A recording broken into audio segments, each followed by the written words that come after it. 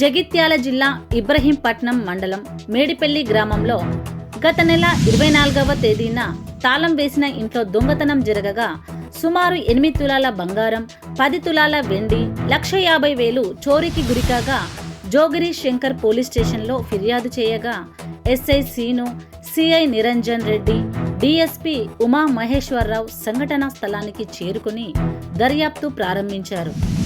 ఈ క్రమంలో పెట్రోలింగ్ నిర్వహిస్తున్న పోలీసులను చూసి బండలింగాపూర్ శివారు ప్రాంతం గండి హనుమాన్ ఆలయం వద్ద ద్విచక్ర వాహనంపై వస్తున్న ఇద్దరు పారిపోవడానికి ప్రయత్నించగా పోలీసులు దర్పల్లి సాయిలు మాదాపూర్ గ్రామం నిజామాబాద్ జిల్లా, కోసి డియా మోహన్ బాసర గ్రామం నిజామాబాద్ జిల్లా వారిని పట్టుకొని విచారించగా మేడిపల్లి గ్రామంలో దొంగతనం చేశామని చెప్పారు. వారి వద్ద నుండి 8 తులాల బంగారం, వెండి, నగదు స్వాధీనం చేసుకుని రిమాండ్కు తరలించారు.